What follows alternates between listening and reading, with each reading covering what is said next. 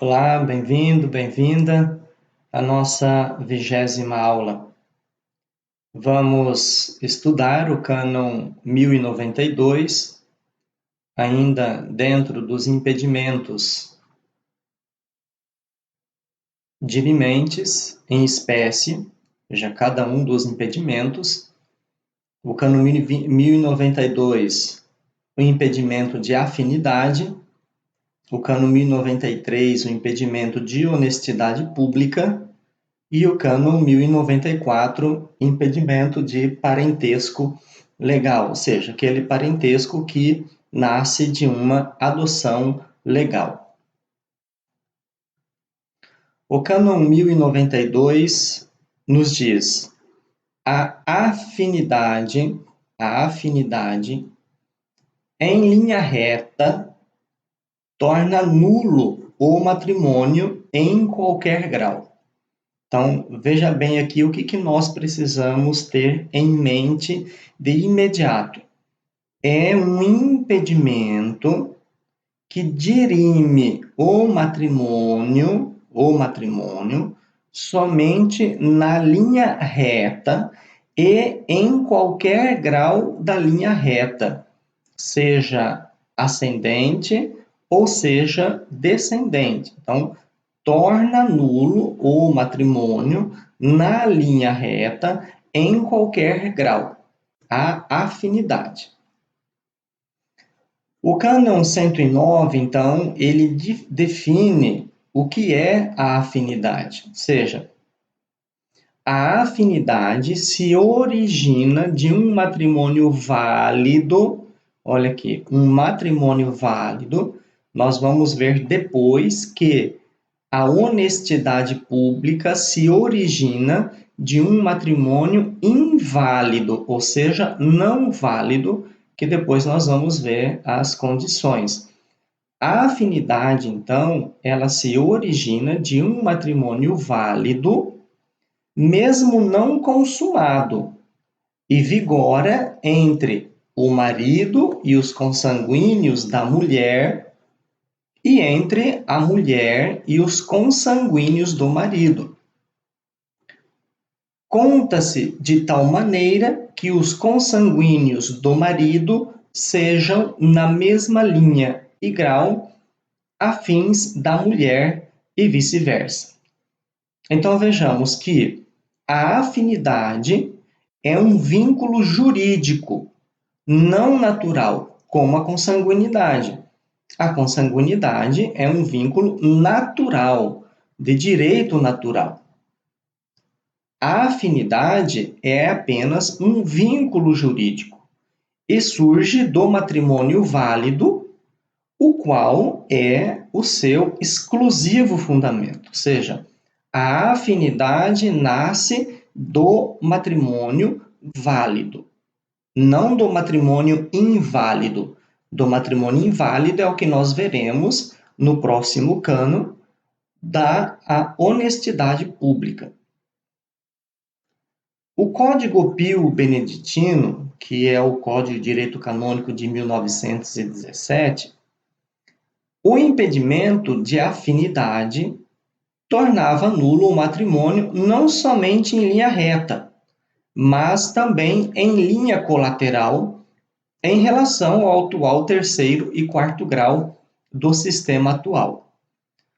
O novo código, esse impedimento foi limitado à linha reta em qualquer grau, por razões de caráter moral e social, não mais como era no Código de 1917, que também dirimia o matrimônio na linha colateral, também no terceiro até o terceiro e quarto grau do atual cânon que nós estudamos na 19ª aula. No novo código, então, esse impedimento foi limitado à linha reta. Então, a linha reta, a gente já sabe. Quem é que está na minha linha reta ascendente? É pai, mãe, vô e vó, a bisavô, bisavó, tataravô, tataravó. E na minha linha reta descendente, filho, filha, neto, neta, bisneto, bisneta, taraneta, taraneta. Então, dirime, portanto, o matrimônio entre o sogro e a nora, entre a sogra e o genro, né? Entre o filho e a filha que a mulher ou o marido teve de uma união precedente com o próprio marido, com a própria esposa. Aqui no caso, morre o esposo e a esposa não pode, vamos supor que este marido, este esposo, já tinha um filho antes do casamento com esta mulher. Este esposo morre e deixa a mulher viva. Ela quer se esposar com o filho que ele tinha, que não é seu filho.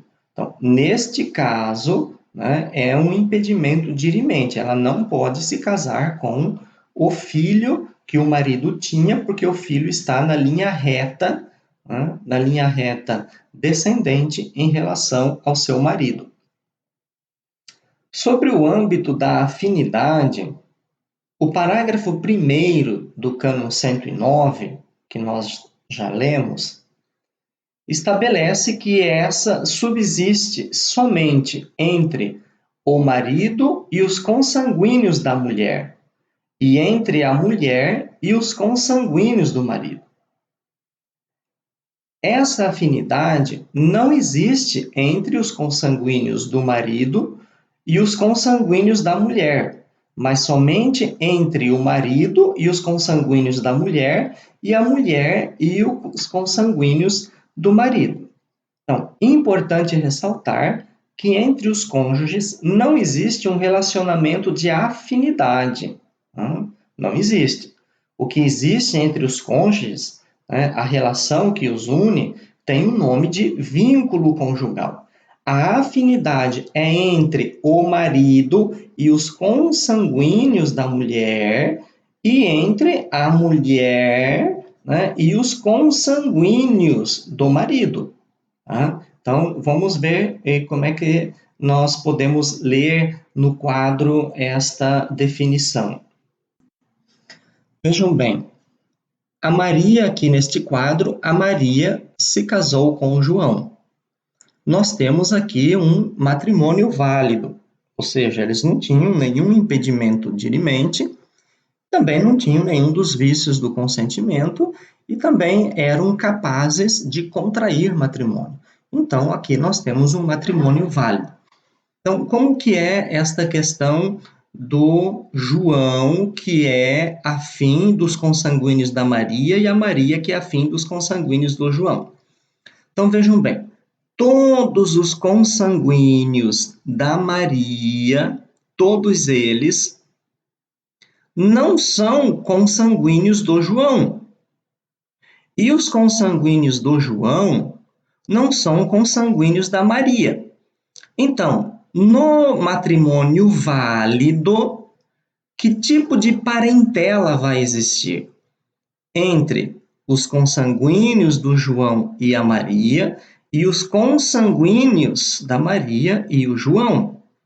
Então, vai existir uma parentela de afinidade. E isto significa que todos os consanguíneos do João serão parentes por afinidade da Maria, mas só da Maria.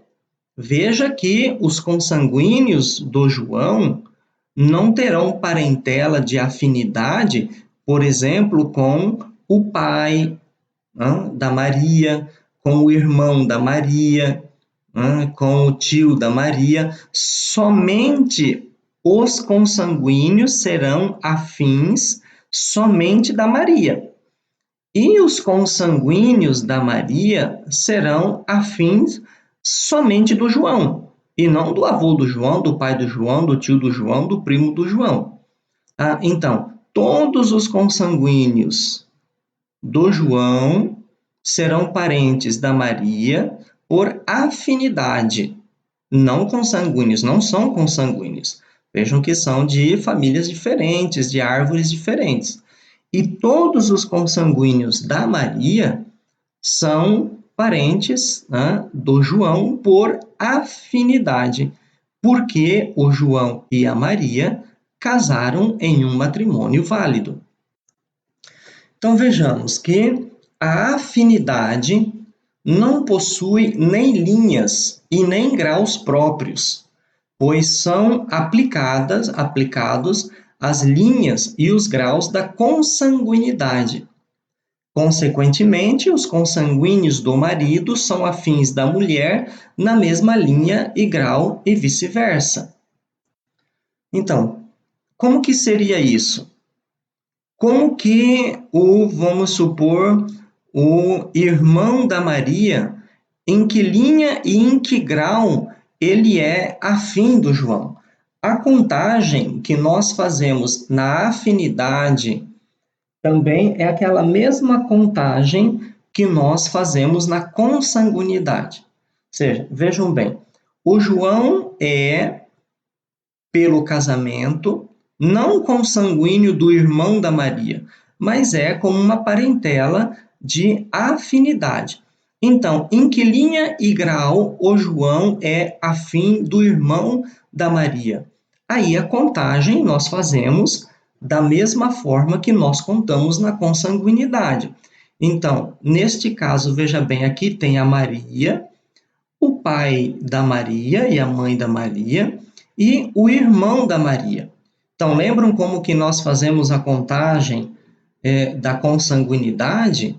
A gente conta o número das pessoas tirando o tronco. Então, entre a Maria e o irmão, o tronco aqui é o pai. Então, a gente só conta os que sobraram, a Maria e o João, dois. Então, a Maria é consanguínea do seu irmão na linha colateral, né, de segundo grau, 2. E a afinidade do João? A mesma coisa. A afinidade, João é afim do irmão da Maria no segundo grau da linha colateral, ou seja, da mesma forma que eu conto a consanguinidade da Maria em relação ao irmão, é também o João. Vamos ver aqui da Maria com o avô do João, ou vamos pegar o tio. A Maria, ela é afim do tio do João. Então, o que nós temos que contar? Temos que contar a consanguinidade do João em relação ao tio. Primeira coisa, a gente já sabe que o tio está na linha colateral, não na linha reta.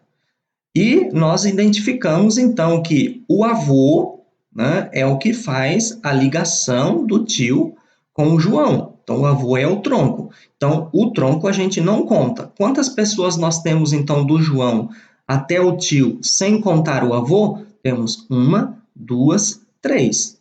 Então, nós sabemos que o João é consanguíneo na linha colateral de terceiro grau em relação ao seu tio. E a Maria, como que ela é afim, né, do tio? Na mesma forma que nós contamos, no terceiro grau da linha colateral.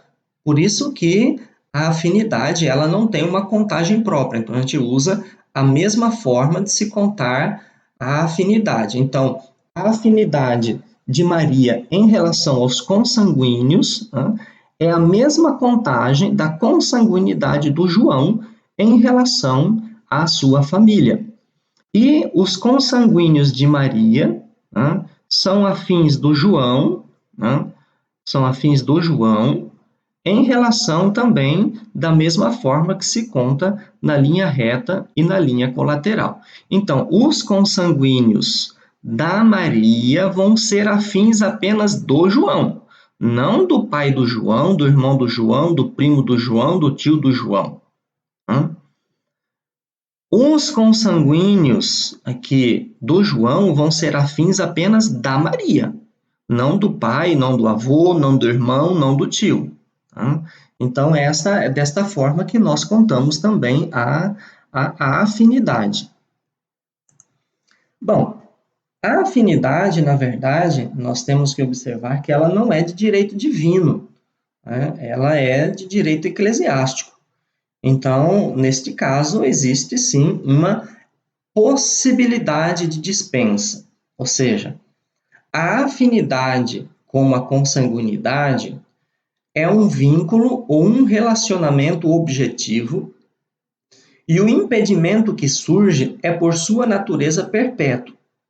Não cessa nem pela morte do cônjuge e nem por uma eventual dispensa super rato concedida pelo Romano Pontífice. Ou seja, uma vez um matrimônio válido instaurado, né, mesmo que ele tenha sido, né, recebido a dispensa super rato, ou seja, dissolvido pelo Romano Pontífice, o impedimento da afinidade ele vai existir sempre.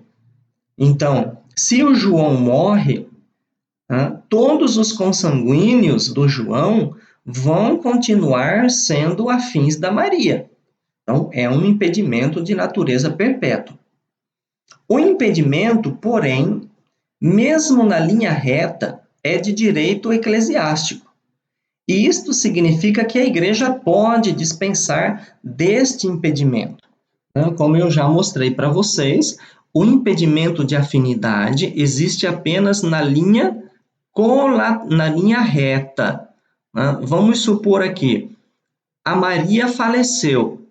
O João pode casar com a irmã da Maria? Pode. Por que pode? Porque não está na linha reta, está na linha colateral.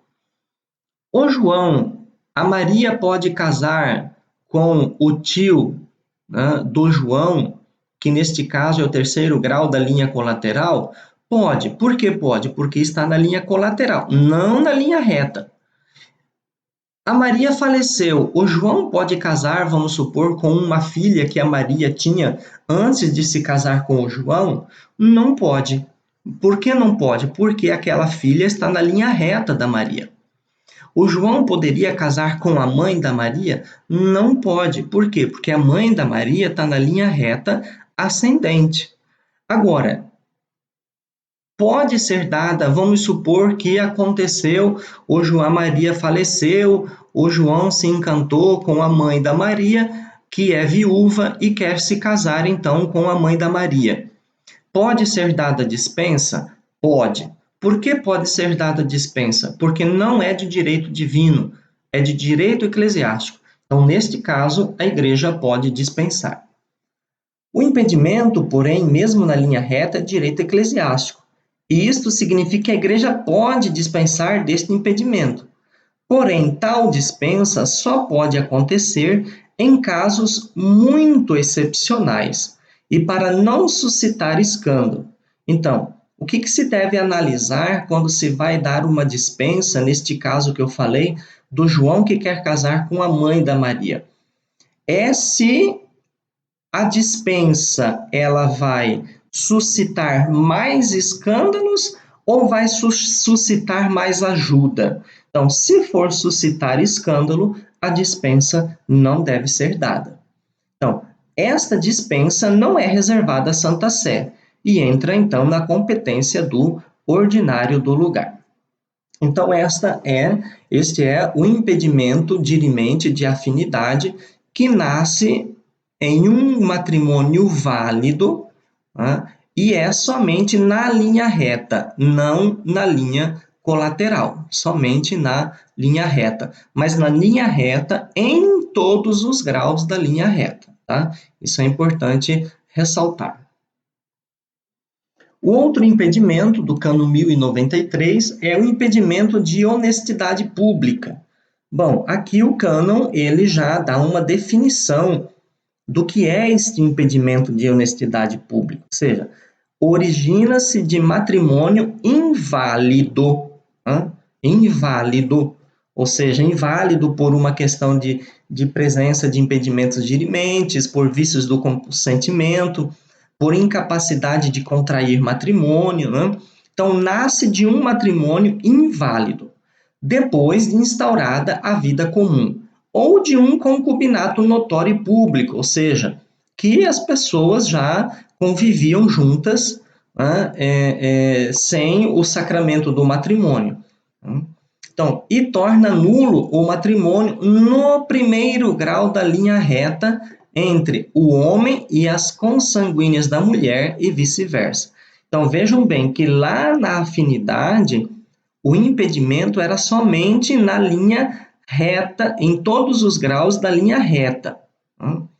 No impedimento de honestidade pública, é somente no primeiro grau da linha reta, ou seja, o João não pode casar com a mãe ou com a filha da Maria, a Maria não pode casar com o pai ou com o filho do João.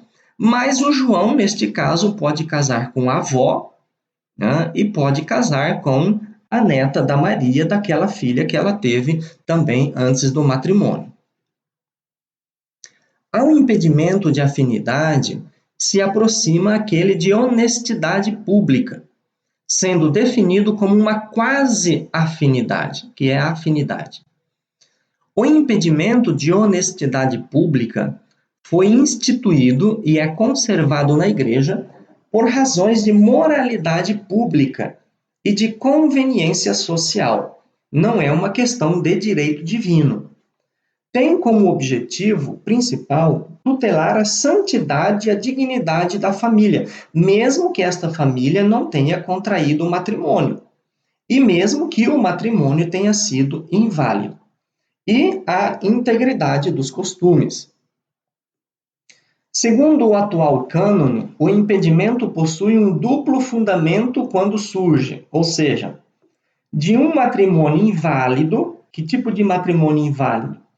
Por causa de impedimento, por defeito de forma, por vício do consentimento, e que tenha se seguido, então, uma convivência, ou seja, tenham contraído um matrimônio inválido e tenham seguido uma convivência. Então, vejam bem que o cano diz assim: não basta ter casado invalidamente, é preciso também que se tenha uma convivência conjugal entre os dois.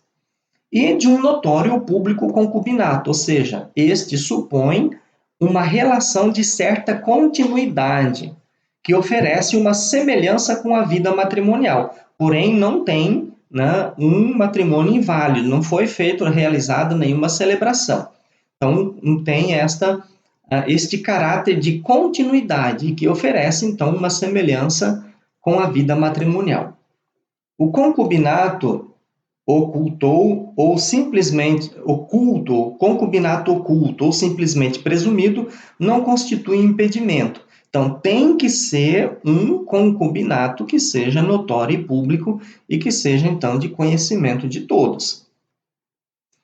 Com o novo código, o impedimento de honestidade pública foi limitado ao primeiro grau da linha reta entre o homem e os consanguíneos da mulher e vice-versa, ou seja, entre o homem e a mãe ou a filha da mulher e entre a mulher e o pai ou o filho do homem. Então, não existe impedimento no segundo grau da linha reta, apenas no primeiro grau da linha reta. O impedimento, também como na afinidade, é por si mesmo perpétuo, o que cessa somente por legítima dispensa, que pode ser concedida pelo ordinário do lugar. Então, quer dizer que a honestidade pública também pode ser dispensada por se tratar de um direito eclesial. Para se conceder esta dispensa, que é de direito eclesial, se requerem motivos graves, e deve constar que não existe nenhuma dúvida sobre uma possível ligação de consanguinidade entre as partes. Então, o que nós temos aqui? O João e a Maria, eles tiveram um casamento inválido com um concubinato. Então, aqui nasce um impedimento chamado honestidade pública. Então, neste caso, a Maria só não pode casar no primeiro grau ascendente ou no primeiro grau descendente, ou seja, não pode casar com o pai do João e nem com o filho do João. Aqui, com o filho do João, é na hipótese que o João já tivesse um filho antes de se casar com a Maria, porque senão não existiria nem condições. O filho aqui é consanguíneo da Maria, então na linha reta da consanguinidade é nulo, né, em qualquer grau.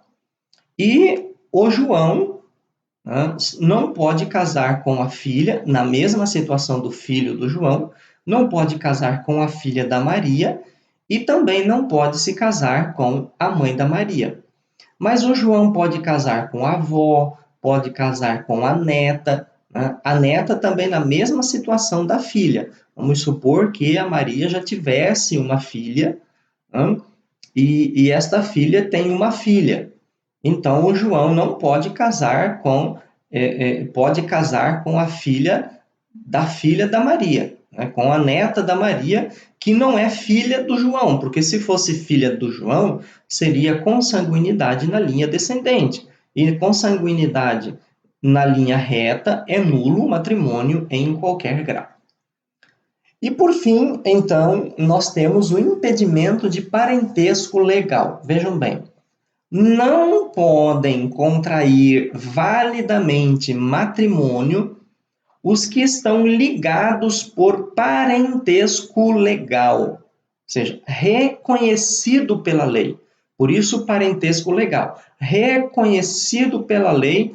Aqui em que lei? Aqui a lei civil, porque a igreja não tem uma legislação em relação às questões de adoção. Surgido de adoção. Então, a igreja, ela canoniza a lei civil, né, que permite esta doação. Então, em linha reta ou no segundo grau da linha colateral. Veja bem que o parentesco legal está quase idêntico aqui ao impedimento de consanguinidade. Até mesmo porque uma pessoa adotada, ela é considerada, dentro deste parentesco legal, como se fosse um consanguíneo. Porém, existe uma pequena diferença. Aqui na linha reta, né, na linha reta, em qualquer grau, não pode ser dada não pode se permitir o matrimônio, ou no segundo grau da linha colateral. Né? O da consanguinidade fala até o terceiro e quarto grau da linha colateral. Aqui fala somente no segundo grau da linha colateral, ou seja, seria o irmão desta pessoa que foi adotada, ou outra pessoa adotada também por uma mesma família. Além da parentela natural, que surge a partir da geração e é fundada sobre o vínculo de sangue, existe a parentela legal sancionada pela lei e fundamentada na adoção legal. No Código Pio Beneditino, de 1917, a Igreja canonizava a lei civil, onde a eficácia jurídica da parentela legal tinha seu efeito a partir da legítima adoção, que variava de acordo com a legislação de cada país. No novo Código, a norma do Cano 1094, o impedimento impediente que existia antigamente da adoção foi supresso, se conservou somente o impedimento dirimente, que vale para todos os países, independentemente da legislação própria sobre os efeitos da adoção. Canonicamente, se considera somente o fato da adoção, que deve ser legítima, ou seja, efetuada na observância das condições e das formalidades prescritas pela lei em cada país. Concretamente, se o ato da adoção civil é inválido por falta de formalidade, ou seja, civilmente a adoção é inválida, não se dá o reconhecimento legal e nem pode derivar um impedimento previsto no ordenamento canônico. Então, para que nasça este impedimento dirimente de parentesco legal, é necessário que a lei civil reconheça esta adoção, que esta adoção tenha sido realizada legalmente de acordo com a legislação de cada país. Se no território de um país não existe o instituto de adoção, neste território não existirá nem mesmo impedimento canônico. Por que não existirá um impedimento canônico? Porque não existe adoção legal. para que exista o impedimento canônico, é necessário que exista a adoção legal, reconhecida pela lei civil. A adoção deve ser entendida em sentido estrito, ou seja, fechado. Não basta somente a tutela, ou seja, a determinada pessoa tem um tutor. Este tutor não lhe dá parentela legal, não lhe dá parentesco legal. Tá? Então, e não basta também que esteja sob os cuidados de uma família, ou seja, não basta que uma família esteja cuidando daquela criança. Por quê? Porque não tem a adoção civil. A adoção civil é o fundamento para que exista este impedimento dirimente de adoção de parentesco legal. O impedimento de parentela legal dirime o matrimônio em qualquer grau da linha reta. Tá? Em qualquer grau da linha reta. Na linha colateral, somente no segundo grau. Concretamente, entre o adotado e os filhos próprios dos adotantes, e entre os próprios adotados quando são mais de um de sexo diferente. Uma observação: a concessão da dispensa faz parte do poder do ordinário do lugar, e a eventual dispensa obtida da autoridade civil não tem nenhum valor canônico. Então, impedimento de parentela legal pode ser dispensado? Pode. É claro que sempre se leva em consideração, né, se a dispensa vai causar escândalo ou não. Então, como é um impedimento de direito eclesiástico, ele pode ser dispensado pela autoridade eclesiástica competente. Porém, se houver uma dispensa da autoridade civil, esta dispensa não tem valor, porque não cabe à autoridade civil dispensar um católico de um impedimento dirimente canônico. Bem, vejamos que os impedimentos dirimentes são apenas estes. Não existem outros impedimentos. Por exemplo, um bispo não pode colocar na sua diocese um novo impedimento. Ele não é o legislador universal. Então, somente estes são os impedimentos dirimentes que dirime o matrimônio. Né? Ou seja, a idade, né, que pode ser dispensada, reservada ao ordinário do lugar. Impotência não tem dispensa. Vínculo matrimonial válido não tem dispensa. Disparidade de culto, cano 1086, o bispo pode dispensar, o ordinário local pode dispensar. Também entra aqui a questão dos matrimônios mistos, né, que não requer uma dispensa, mas uma licença, cabe também ao ordinário do lugar. Ordem sagrada é reservada somente ao Romano Pontífice, somente ao Romano Pontífice. É claro que em caso de perigo de morte, o bispo diocesano pode dispensar, né, o ordinário pode dispensar o diácono, mas nunca o presbítero. Voto nos institutos de direito pontifício tem dispensa, e quem dispensa é o Romano Pontífice. Voto nos institutos de direito diocesano, quem dispensa é o bispo diocesano. Rapto tem a dispensa reservada ao ordinário local. Impedimento de crime pode ser dispensado pelo Romano Pontífice. Consanguinidade pode ser dispensada pelo ordinário local. Afinidade, pública honestidade e parentesco legal, adoção, podem ser dispensados pelo ordinário local. Então, vejamos que a maior parte dos impedimentos dirimentes, né, podem ser dispensados pelo ordinário local. Existem apenas 3 que são reservados ao Romano Pontífice e 2 impedimentos dirimentes que não podem ser dispensados: vínculo matrimonial, né, e impotência. Estes 2 não podem ser dispensados. Então, nós temos apenas 12 impedimentos dirimentes e não mais do que isso.